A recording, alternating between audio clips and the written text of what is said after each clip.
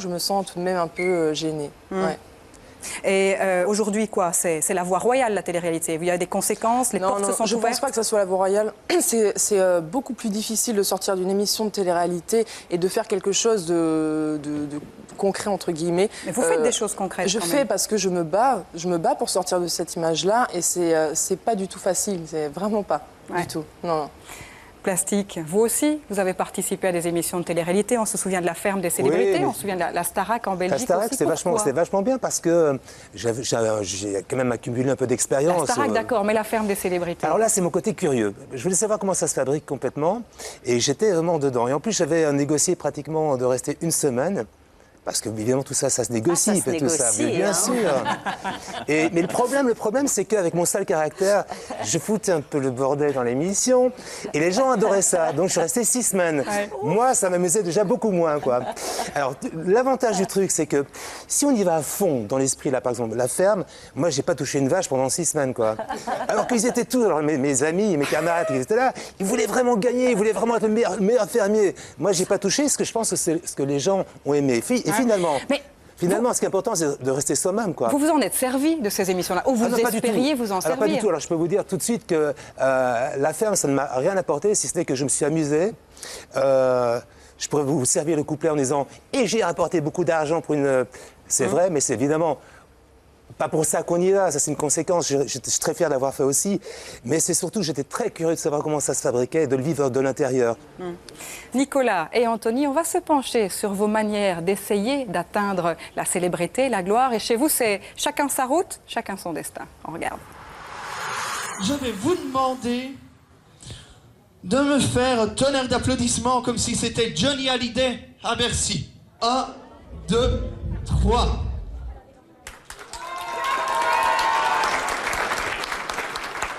On va leur faire croire qu'on est à Paris, à Bercy, mais ici, à Ougré. Donc voilà, mesdames et messieurs, on prend les serviettes et on les fait tourner, ouais. C'est dans des après-midi comme ceci qu'on apprend un peu à gérer avec le public, quoi. Le public, qu'il soit jeune ou qu'il soit vieux, bon. Si je sais déjà vivre de ma passion, ben c'est déjà le principal pour moi. Nicolas Pic est sur les planches depuis l'âge de 5 ans. Opérette, musical et variété, à 22 ans, il peut tout faire et rêve de gloire et de réussite. Et pour ça, vous êtes prêt à tout? Prêt à tout, oui, mais pas coucher avec un producteur. Je ne suis pas celle que vous croyez, franchement. Non, mais prêt à tout, on se comprend, quoi, mais... Certaines choses, oui, mais il ne faut pas exagérer non plus, parce que le monde artistique est quand même un monde de rapaces et de requins, donc il faut quand même faire attention à tout ça. Il faut bien faire attention qu'il y a des petits trucs comme ça. Si vous tapez sur le micro, ça veut dire que vous voulez dans les retours vous entendre un peu plus fort. Répétition générale pour Anthony. Dans 3 jours, il se produira dans une fête de village. Son objectif, devenir une star pour évoluer au quotidien là où il se sent bien, sur scène.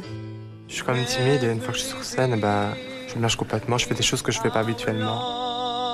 Quand on est devant un micro, on ne peut plus reculer, donc on est obligé de se lancer, puis là, tout passe, les émotions et tout le reste. Il y a des chanteurs qui sont bien moins doués que ça et qui ont percé. C'est un beau garçon, il a une bonne présence et il chante bien en plus. Bon, je pense que oui, il a des chances. Mais maintenant, encore une fois, il y a beaucoup de prétendants pour peu d'élus. Vous y croyez, vous, Anthony? Oui, j'y crois. Je ferai n'importe quoi. Papy, il est toujours fier de son petit-fils. Hein. Moi, ça me fait très plaisir, je suis très content qu'il chante. Pour lui aussi, que ça lui distrait un petit peu. J'aime autant qu'il fait ça, qu'il fait autre chose. Hein.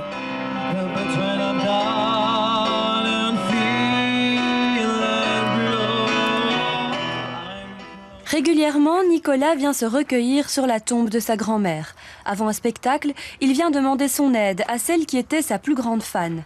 Il lui a aussi fait une promesse, celle de réussir dans le métier d'artiste.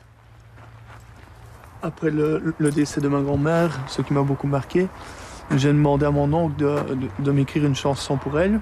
Et alors, quand il a composé les paroles et qu'il me les a données, j'ai fait une photocopie et en secret. Et je suis venu et je lui ai mis dans ce petit pot pour qu'il ait aussi les paroles auprès d'elle.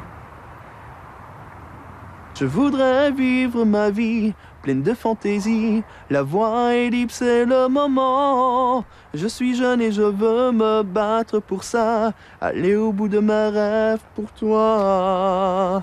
Oui, je vais faire le casting cette année. La nouvelle star. Anthony avait déjà tenté sa chance au casting de la Star Academy et de la Nouvelle Star. Il n'avait pas été retenu, mais ses parents continuent à croire en lui. Moi, je crois qu'il a le profil pour devenir chanteur, quoi. Il a le profil, il est fait pour moi, quoi. Bon, maintenant, l'avenir nous le dira, quoi. Mais s'il ne pense qu'à la musique et pas ses études, là franchement, oui, on n'est pas content, quoi. Hein. Donc ici, c'est votre dernière année en humanité? Oui, c'est ça, ma dernière année en infographie. L'année prochaine, je peux continuer mes études pour perfectionner dans cette branche, mais je pense que je vais me lancer plus à 100% dans la chanson. Donc vous ne continuerez pas d'études? Non. Je vous parle d'un temps que les moins de 20 ans ne peuvent pas connaître. Tu traînes de trop, attends. Faut s'installer toujours sur le temps fort, d'accord? Je vous parle d'un temps que les moins de 20 ans... Pour atteindre son objectif, Anthony s'entoure de professionnels. C'est avec le frère de Frédéric François qu'il prend des cours de chant. Regarde là, tu vois, il les accrochait, il faisait comme ça à ce temps-là. Quand quelques bistrots, contre un bon repas chaud, nous prenaient une toile. Alors, quand tu parles, tu ne dis pas une toile. D'accord? C'est une toile. Et ce n'est qu'au matin qu'on s'asseyait enfin devant un café crème. Même chose, café crème. La bohème, la bohème. Il a le physique, il a tout ce qu'il faut. Maintenant, ce qu'il faut, c'est travailler. Puis pour le reste, la chance. Inch'Allah. Dans la famille de Nicolas, presque tout le monde est artiste. Ce soir, ils se sont donné rendez-vous pour visionner le DVD du premier seul en scène de Nicolas. Me présenter devant vous avec un peu de crainte. C'est l'Olympia. Ça donne des frissons, ouais. Mais si la musique ce soir peut combler tous mes espoirs, je ferai tout pour gagner une spectacle de feu du marais. Et voilà, et danseuse. C'est grand spectacle, hein. Enfin, c'est un grand spectacle, de toute manière. Ouais, superbe, hein, franchement. Nicolas, c'est quoi la différence entre vous, votre parcours et un candidat d'une télé-réalité? Si un jour je réussis, je pourrais être fier de moi. Je pourrais être fier de moi parce que je me serais vraiment donné corps et âme pour ça. Et je ne me dirais pas plus tard, ah oui, ben, c'est grâce à un concours où j'ai passé un casting, et puis voilà, je suis arrivé là, ah, j'ai été repris, c'est chouette, patati patata, et puis voilà, on fait de moi une star. Non, j'ai pas envie d'être une vedette fabriquée. Non. Et la famille, elle y croit? Bien sûr. Bien sûr. La famille, elle y croit. N'est-ce pas, la famille, elle y croit?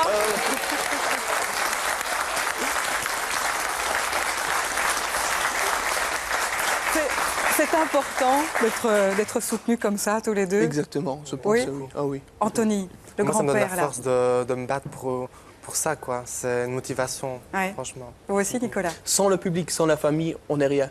Donc, merci à eux d'être toujours là. Alors, Nicolas, c'est vous, l'étoile, qui allez faire de la famille Pic une famille d'artistes reconnus. C'est une fameuse mission, ça, quand même, hein? Oui, surtout avec la famille, parce que bon, j'ai beaucoup de chanteurs, de chanteuses. C'est une famille d'artistes, donc voilà, j'essaye de porter le flambeau, comme on dit. Ouais. Mais ce n'est pas tous les jours facile. Et comme je dis, même si un jour je réussis, ben, c'est pas pour ça que je deviens quelqu'un et je dois rester sur Terre, quoi. Et si vous ne parvenez pas à porter jusqu'en haut des lettres de feu de l'Olympia le nom de la famille Pic, ce sera un échec? Non, pas pour moi, parce que avant, bah, c'était l'ambition d'être à l'Olympia, d'être même à la Star Academy, la recherche de la nouvelle star, soit. Pour moi, c'est vrai que c'était un but d'être vraiment connu, être célèbre, mais maintenant, moi, mon but, c'est de savoir vivre de ma passion. Le moment où je suis vraiment le plus heureux, bah, c'est quand je rentre sur scène. Ouais. C'est quand je rentre sur scène. Quand je suis chez moi, bah, je suis bien. mais quand je rentre sur scène, j'oublie tous mes tracas. Et alors, je pense que le jour où ma grand-mère a été décédée, j'ai dû faire un spectacle. Et en coulisses, je pleurais. Et quand je montais sur scène, c'est la magie du spectacle. Pour moi, j'étais là, je souriais. Et quand je sortais, je repleurais. Et chaque fois qu'on était sur scène, c'était un plus, il y avait le public. J'avais envie de me battre, quoi. Parce que quand on monte sur scène, le public n'a pas besoin de savoir qu'on est malheureux. On est là, c'est pour leur donner du bonheur et de s'amuser. Je trouve qu'il est formidable, mais il me touche terriblement, vraiment. Et ce que j'aime chez lui, c'est, on sent qu'il est vraiment dedans, mais aussi il fait ce métier comme un artisan. Oui. Et ça, c'est formidable. On a vu les images et il est vraiment, on sent qu'il est hyper professionnel et qu'il le fait avec ce qui est le plus noble en fait, vraiment chez l'artiste, ce côté justement artisanat, mais vraiment avec du cœur, avec une force incroyable. Du cœur. Moi, je trouve ça formidable. Anthony en a aussi, ça c'est sûr. Vous y mettez aussi beaucoup d'énergie. Anthony, on a vu en tout cas que votre maman, et Dieu sait si c'est le rôle des mamans, est plus prudente. Elle attend, elle exige une solution de repli au cas où elle tient à ce que vous continuiez vos études. Beaucoup. Ça, c'est la vie de la maman. Allez, entre nous, vous. Non, pas du tout. Je le fais pour avoir un bagage derrière, mais mon but premier, c'est chanter, franchement. Ouais. Et un plan B, vous n'y pensez pas? Plan B, c'est avoir mon diplôme d'infographie. Donc c'est important quand même. Voilà. C'est pas que parce que maman une fois pousse. que je l'aurai, je me lance à 100% dans la chanson. Vous pourriez renoncer si jamais ça ne marche pas dans la chanson? Je me battrai jusqu'au bout, même si ça ne marche pas. Et c'est où jusqu'au bout? Est-ce que vous vous êtes fixé une limite où vous vous dites là... Il n'y a pas de limite. Non. Si je dois faire ça à 80 ans, je le ferai. C'est bien, tenace. Ouais. Anthony, vous avez donc déjà essayé la télé-réalité et vous connaissez peut-être bien aussi. On a vu tout à l'heure que vous étiez raisonnable pour certains aspects. Néanmoins, la télé-réalité, ça vous a été une expérience un petit peu limite quand même. Oui, pour la Star Academy. Oui. Pourquoi? Car j'étais sélectionné dans les 50 finalistes en Belgique. Et ça s'est bien passé puisque c'était la première fois que je réussissais un casting. Donc au moment, il y a tous les journalistes qui viennent me trouver. Vous étiez dans les 50 derniers, voilà, mais ça ne voulait pas dire que vous étiez au château. Non, et pas quoi, du tout. Vous avez perdu pied avec la réalité. Et on m'a dit que j'allais recevoir une réponse dans les 2 mois qui suivent. Et rien du tout. Donc là, j'ai compris que je pouvais arrêter d'espérer ma place. Et malgré tout, d'avoir espéré comme ça, qu'est-ce que ça a eu comme conséquence? Ça a eu des conséquences que j'ai pensé qu'à ça et pas aux études et j'ai raté mon année. Ouais. Mais moi, je pense que... Les salauds des mecs à la télé, c'est des salauds. Je leur dirai. Lali. N'importe quelle émission de télé-réalité est un tremplin. Moi, si je prends Secret Story, je ne suis pas du tout chanteuse. Et moi, on m'a proposé de faire un single. Et j'ai enregistré un single, alors que je ne suis absolument pas chanteuse. Ouais, ça, c'est dramatique, je trouve. Voilà. Ça, donc, mais voilà, c'est du commercial, en fait. On se sert de Mais vous jouez le jeu, honnêtement, image. tout en disant que c'est dramatique et en acceptant de l'entendre. Moi, c'est pour ça que je dis, on est gêné quelque part quand on voit des vrais artistes qui ont vraiment ça dans le cœur. Moi, je me dirigerais plus vers le cinéma, donc pas du tout vers la chanson parce que je ne suis pas chanteuse et je ne le serai jamais. Maintenant, on me propose de sortir un single, bien entendu, je vais le faire, puisque pour moi, je ne vais pas cracher sur ce qu'on me dit. Nicolas, c'est pas possible. vous qui préférez une carrière artisanale, comme on disait tout à l'heure, quel regard vous portez là-dessus? Un peu jaloux? Non, c'est pas jaloux parce que c'est chacun son destin. Et bon, si des personnes veulent vraiment réussir par les Star Academy, tant mieux pour eux. Mais je ne cracherai jamais dans la soupe. Vous ne voulez pas passer par là, sûr?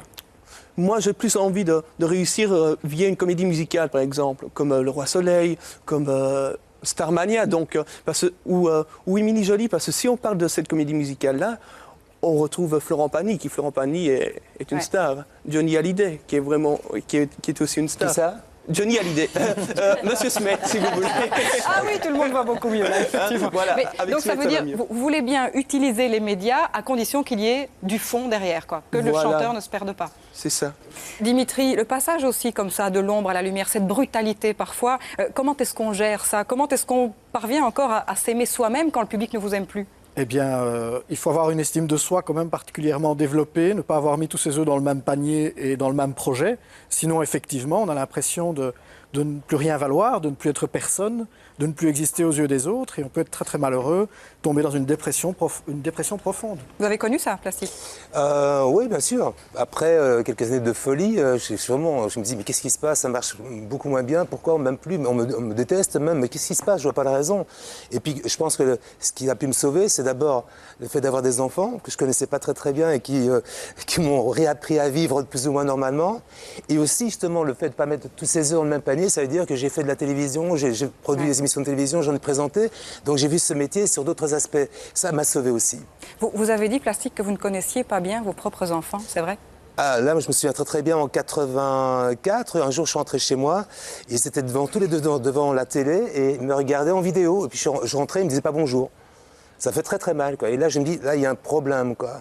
Et donc, ils avaient 5 ans et 2 ans, et ils me regardaient à la télé, ils connaissaient le papa à télé, et le bonhomme fatigué qui arrivait avec les bagages, pas très sympa, parce que très fatigué, je les intéressais absolument pas. Et ça m'a été tellement loin que je me suis battu, et ils m'ont donné la force de réexister en tant qu'être humain, quoi. Que j'étais plus du tout. Ouais. C'est formidable que vous ayez pu vous rendre compte de ça, parce que le personnage était en train de tout engloutir à ce moment-là. Tout à fait.